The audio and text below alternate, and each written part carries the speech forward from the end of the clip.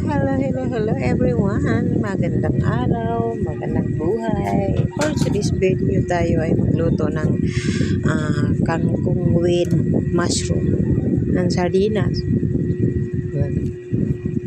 Mga guys, masarap yan. Mushroom na yan. At ang mushroom ay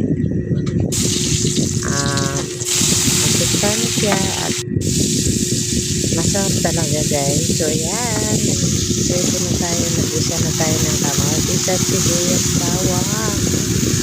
Nilagay ko na rin yung mushroom guys. Nilagay ko na rin yung sardinas. So dito talaga no, hindi pwedeng magluto ng walang mga halo-halo guys. Ay nako, sa probinsya guys, pag nagluto ako ng kangkong, diretso ko lang yan ha, himayin. Tapos magadgad ng yun, gata, ganyan. Ayan, pagkain na, sarap-sarap na. Separate ang kanyang katawan guys, kasi matagal maluto yung yung kanyang katawan ng kangkong. Tapos ngayon, sako na yan mamaya-maya pagluto na yan, ilagay ang dahon. Ayan yan ha guys, for today's video. Sarap-sarap nito no.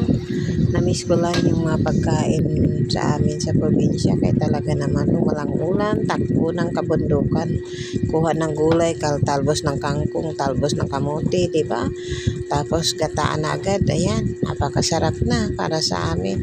Pero dito, nako, pinalagyan mo pa nga ng mga kung ano-anong mga panglasa, ayaw pa ng mga.